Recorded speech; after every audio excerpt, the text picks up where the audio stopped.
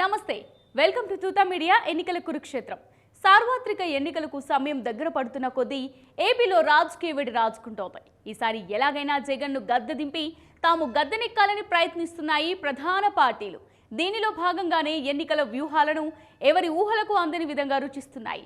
అధికారమే లక్ష్యంగా ఇప్పటికే టీడీపీ జనసేన జతకట్టగా దీనిలో చేరేందుకు బీజేపీ సిద్ధమవుతోంది.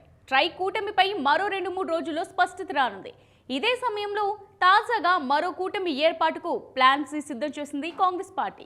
మూడో కూటమి కోసం చాప కింద నీరులా తన ప్రయత్నాలు మొదలుపెట్టింది. ఈ కూటమిలో సిపిఐ, సిపిఎంతో పాటు సిబిఐ మాజీ జేడీ వివి లక్ష్మీనారాయణ ఏర్పాటు చేసిన జై భారత్ నేషనల్ పార్టీ కూడా భాగస్వామ్యం కానున్నట్టు ప్రచారం జరుగుతోంది.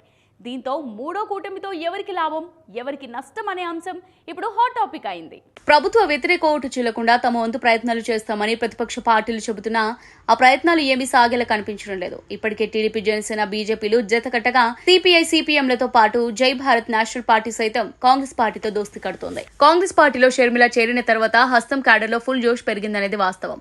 నిస్తేజంలో కూరుకుపోయిన కాంగ్రెస్ క్యాడర్ ఒక్కసారిగా యాక్టివ్ అయింది. అధికార ప్రతిపక్షాలపై తనదైన శైలిలో పదునైన విమర్శనాస్త్రాలు సంధిస్తుండటంతో కాంగ్రెస్ శ్రేణుల్లో ఉత్సాహం పెరిగింది. ఇదే ఉత్సాహాన్ని ఇప్పుడు కూటమిలోకి తీసుకెళ్లాలని భావిస్తోంది కాంగ్రెస్ పార్టీ.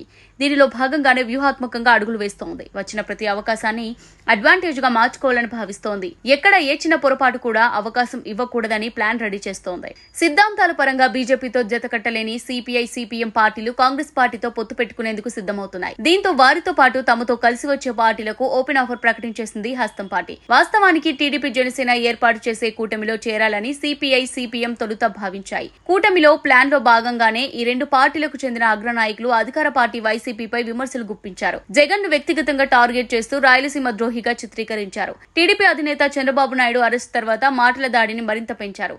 చంద్రబాబు అరెస్టు సమయంలో లోకేష్ తో పాటు టీడీపీ నేతలకు అండగా నిలబడ్డారు.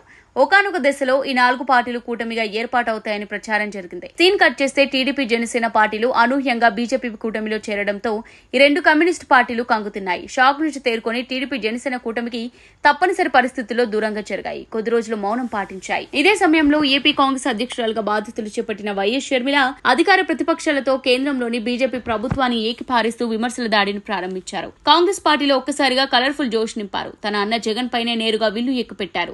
ఎలాగైనా గద్దెదింపు తీరుతానని శపథం చేశారు. అందుకు తగ్గట్లుగానే ప్రభుత్వంపై పోరు సాగించారు. కరెక్ట్ టైం కోసం ఎదురు చూస్తున్న కమ్యూనిస్టులు మతతత్వ పార్టీగా ముద్రపడిన బీజేపీని ఎంతో కొంత పోటీ ఇవ్వాలని భావించారు. ఏపీలో ఏకైక ఆప్షన్ గా కనిపిస్తున్న కాంగ్రెస్ పార్టీతో జత కట్టేందుకు సిద్ధమయ్యారు. అంతేకాదు ఈ 3 పార్టీలు కలిసి ఏర్పాటు చేయబోయే కూటమిలో జేడీ లక్ష్మీనారాయణ పార్టీ జై భారత్ నేషనల్ కూడా చేరుతున్నట్టు ప్రచారం జరుగుతోంది. అయితే ఈ కూటమి ఎంతవరకు సాధ్యపడుతుందో మరి చూడాలి. ఏది ఏమైనా రాష్ట్రంలో మరో కూటమి ఏర్పాటు అయితే అధికార పార్టీ వైసీపీకి కొంత ప్లస్ అవుతుందని చెప్పవచ్చు. ప్రజలు ఎలాంటి తీర్పు ఇస్తారనేది కాలమే నిర్ణయించాల్సి ఉంది. ఇది వాటి ఎన్నికల కురుక్షేత్రం. మరో ఎన్నికల కురుక్షేత్రంతో మళ్ళీ కలుద్దాం.